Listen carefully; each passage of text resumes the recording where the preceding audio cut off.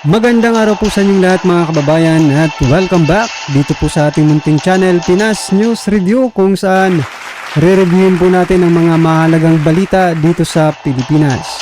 Mga simpleng komento sa mga issue dito sa Pinas. At eto nga mga kababayan, kapapasok lang, OMG, PBBM na siyak, nagkagulo na sa Malacanang. VP Sara at Senator Escudero pumistigo na.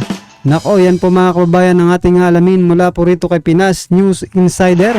Nasa description po ang full video link ng video ito. Subscribe na po kayo. At kung bago ka pa lang at di pa po nakapag-subscribe sa ating munting channel, please don't forget to subscribe. At i-click na rin po ang bell notification para updated po kayo sa lahat ng ina-uploads nating reaction video. At eto na nga mga kababayan, sama-sama at sabay-sabay po natin pakinggan, panoorin at bigyan ng komento ang video ito. Eto na po. Ito ang balita ngayon, viral ngayon sa mundo ng social media. Ang di umano'y balita, kamakailan nga lamang nag-trending ang isang eksena na kung saan hindi pa rin nakamove on ng marami sa ating mga kababayan sa tila ipinakitang ugali ni First Lady Liza Marcos sa pagkuha nito sa hawak na wine ni Senate President Chis Escudero. Pero bago ang lahat, kung bago ka pa lamang sa aming channel, please huwag kalimutan mag-like, subscribe at i-click ang notification bell para mas maging updated ka palalo sa lahat pa ng bagong video na i-upload namin. At eto na nga mga kababayan, tila lumabas ng araw ang tunay na pagkatao ni First Lady Liza Marcos dahil sa isang eksena, sa isang kaganapan na kung saan kinuha nito ang hawak na wine ni Senate President Chis Escudero at bigla na lamang niya itong ininom at ibinalik kay Senate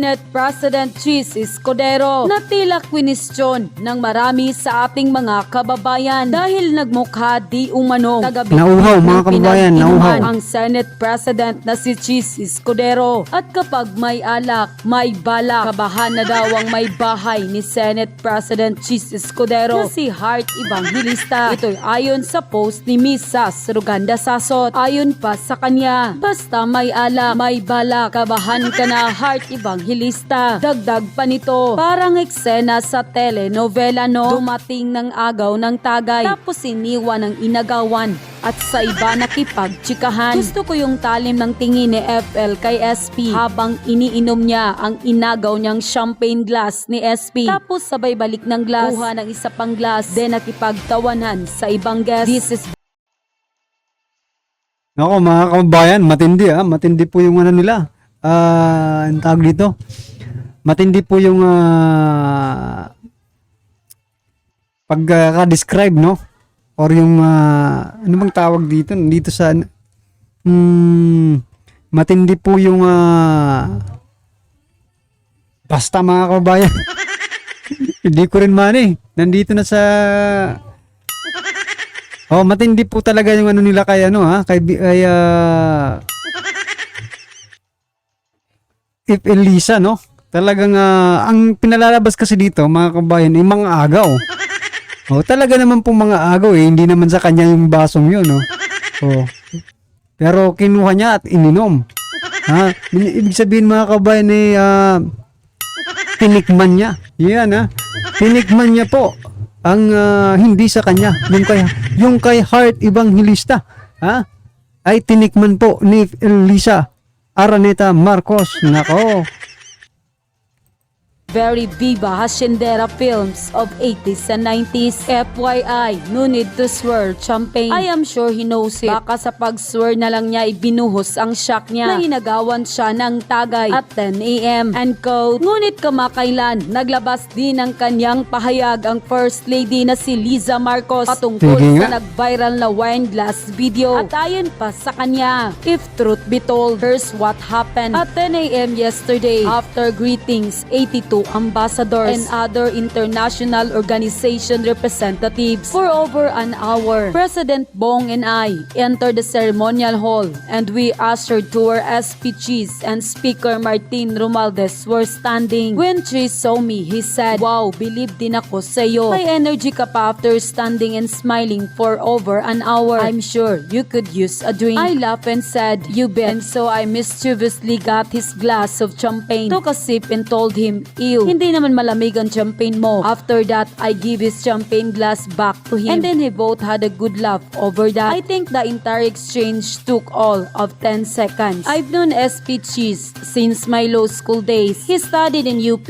and I went to Ateneo. We'd been friends for like forever. So whether I made him a waiter and or he responded like a gentleman is between us. And quote, samantala, hindi naman mapigilan ng marami sa ating mga kababayan na magbigay ng kanilang hinaing at komento sa mundo ng social media. At ayon pa sa kanila, ginawang tagabitbit ang pinag-inuman ng Senate President. Cheese, hugasan mo daw. Basta may alak, kabahan ka na, heart evangelista. Madam Maharlika Boljakan is right all along. Tanggera yan. Yan ang FL ng Pilipinas. Nakakadismaya. Kawawa naman. Galing na senador at abogado. Tapos ginaganyan lang. Hindi nga siguro gagawin ng asawa niya sa kanya. Tapos ibang tao lang magpapahiya. Parang alalay talaga sa unang tingin. Alam mo Lods, insensitive ang first lady natin. Ganyan pala ang ugali niyan. Buti na lang, humble si Senator Escudero. End quote.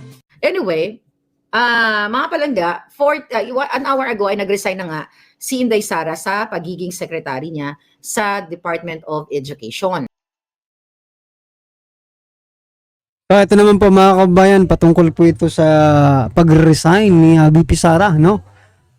Pakinggan po natin yung magiging reaksyon ni Madam Maharlika patungkol po dito. Pero bago po yan mga kababayan, may kumakalat ngayon sa mundo ng social media. Yan Lene Robredo, ipapalit nga ba? Bilang isang secretary ng Department of Education. Ayan ba, ito totoo mga kababayan? Hindi rin natin alam. Sila lang po ang nakakaalam niyan kung sino po ang ipapalit nila kay Vice President Sara Duterte. Pero may nakita po ko kanina isang vlog na sinasabi niya no na ito nga pong si Lene Robredo ang ipapalit. Ayan ay hindi natin alam kung totoo mga kababayan. At ito pa. Sinasabi ng iba na dapat may related no yung kanyang trabaho dito sa Department of Education para mas magampanan niya ang kanyang tungkulin. Aba, mga kababayan, bigla pong pumutak, no? Biglang pumutak itong si Franz Castro ng ACT, no? ACT Teachers. So, sinasabi niya na mabuti naman at nag-resign na si VP Sara, no? Mabuti naman daw at nag-resign na itong si VP Sara dyan sa pagiging secretary ng Department of Education at doon sa NTFL-CAC mga kababayan. Ano bang ibig sabihin mo, Franz Castro? Gusto mo bang ikaw na? Gusto mo bang ikaw ang pumalit kay Vice President Sara Duterte? Mas maganda sana kung si Franz Castro mga kababayan. Kasi ito talaga, may experience ito. Kasi representative ito ng ng mga teachers. Pero ewan lang natin mga kababayan kung anong gagawin nito. Baka naisip ko? Baka lahat ng kabataan ay mamundok pag si Franz Castro po ang maging secretary ng Department of Education. Nako, Castro, wag mo nang bulahin ng taong bayan. Matagal ka ng bistado sa mata, no, ng taong bayan. So ito mga kababayan, pakinggan po natin si Madam Maharlika.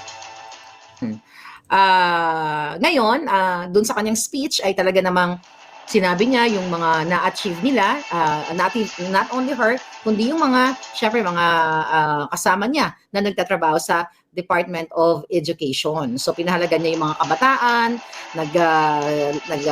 naglitanya siya kung ano yung mga achievements, kung paano iniwas sa mga bata sa polboron, sa mga krimen, mga ganun.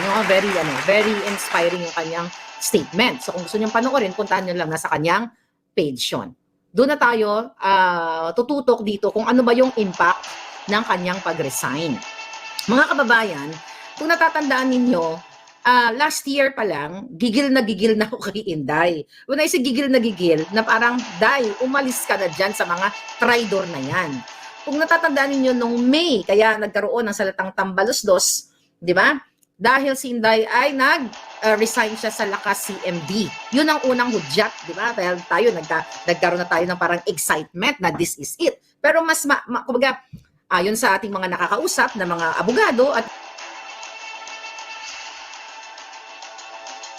Eto mga kabayan, opinion lang po ito ha. Eto, pabor po ito sa mga Duterte ngayon na pag-resign. Hindi lang po sa mga Duterte.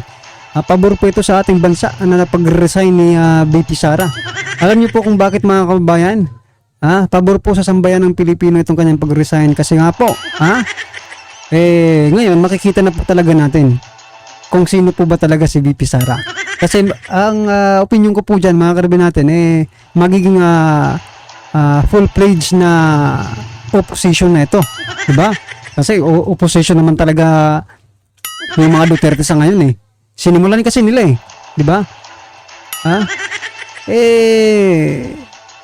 Kaanib naman talaga nila pero bakit pinupush nila maging opposition? Yan po ang hindi natin alam. Baka gusto lang talaga ng masubukan kung sino ba talagang mas malakas, Marcos o Duterte, di ba? O sa palagay niyo mga kababayan, sino po ba? Kasi ito po ikukumpara ko lang po. Kasi parehas naman po sila naging secretary, di ba?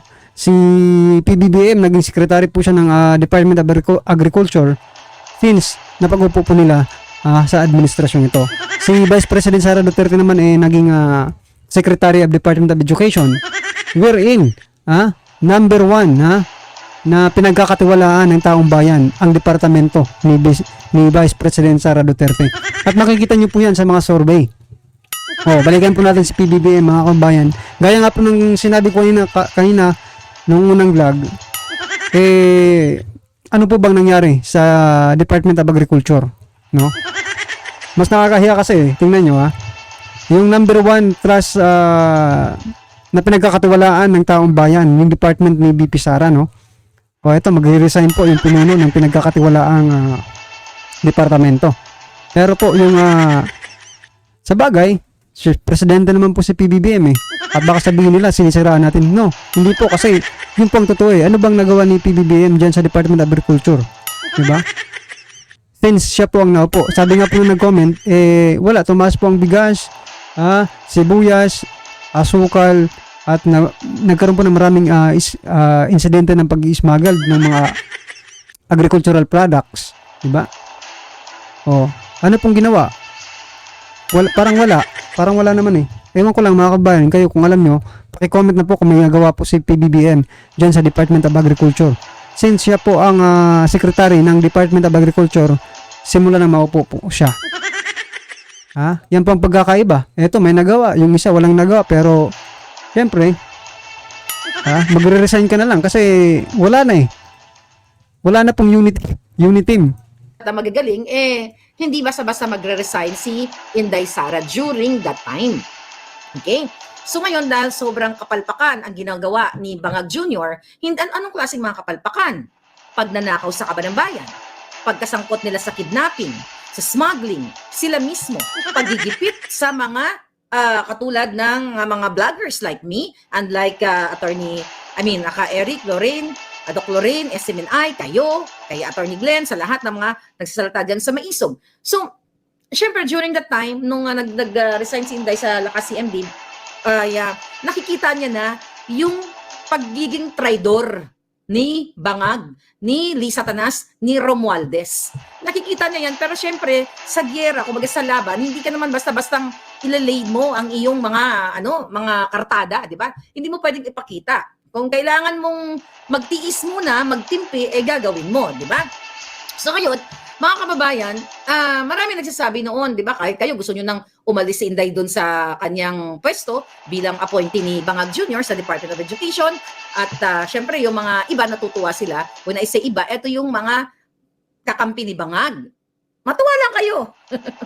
Matuwa lang kayo ng bonggang-bongga, pero hindi nyo alam kung ano yung kahinatnan nyo sa ngalan ng taong bayan. Kasi mga palangga, sabi ko nga, actually, this is not about yung nangyayari sa Pilipinas. Kung titingnan mo, ang pagmahal ng mga bilihin, 'di ba? Ang pagtaas ng gasolina, ang walang oportunidad para magtrabaho, ang sa smuggle ng pamilyang Araneta, Marcos, Romualdez, Michael Ma, lahat mga hayop na 'yan. So yan na nga mga kababayan, sinasabi nila na si BP Sara daw ay walang nagawa, no? Dito sa Department of Education, kaya tama lang daw na mag-resign itong si BP Sara dyan sa Department of Education. Ang tanong mga kababayan, pero bakit pinagkakatiwalaan po ng taong bayan, no?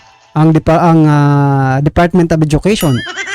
Yun yung pinakamalaking tanong. Kung wala pong nagawa si BP Sara sa Department of Education, bakit po siya pinagkakatiwalaan ng taong bayan? Oh. Bakit hindi nyo busihin yung Department of Agriculture? Kasi mas maganda talaga pag may comparison eh. 'Di ba? Kung sino ba talagang may nagawa at walang nagawa. 'Di ba mga kababayan? Mayroon naman sabihin mo yung isang tao walang nagawa tapos yung comparison mo, saan mo kinumpara? 'Di ba? Kinumpara nyo kay Lenny. Ha? Kay Lenny Robredo. Oh, sa bagay, pare-parehas naman. May mga kabayan, ang gusto ko lang i-point out dito, sino po ba talagang may nagawa? Si BP Sara sa Department of Education or si PBBM dyan sa Department of Agriculture? Kasi pagiging secretary naman yung pinag-uusapan natin, hindi naman yung pagiging vice president at presidente. Oh, yan nga po yung sinasabi ko mga kabayan. Kung si BP Sara may nagawa dito sa Department of Education, diba? At pinagkatiwalaan siya ng taong bayan, malamang sa malamang kung kumandidato itong si BP Sara bilang presidente, ay mas pagkakatiwalaan po ito ng taong bayan. Kasi nakikita nyo na nga yung trabaho. At malamang sa malamang, no? Kung si PBBM naman ang kumandidato, for example lang nakikita na po natin na wala namang impact yung pagiging Department of Agriculture Secretary niya, di ba? Walang impact sa taong bayan. Ay, meron, malaki po palang impact. Pahirap sa taong bayan. Yan po yung naging impact. Well, anyway, mga kabayan, ano naman po ang inyong reaction, komento, or kritisismo sa video ito, ay comment lang po sa baba para at least alam po ng ating mga kabayan ang inyong pong opinion patungkol po sa video ito, right? Kung bago ka pa lang at di pa po nakapag-subscribe sa ating munting channel, please don't forget to subscribe at i-click na rin po ang bell notification para updated ka po sa lahat ng ina-uploads nating reaction video. Maraming salamat po.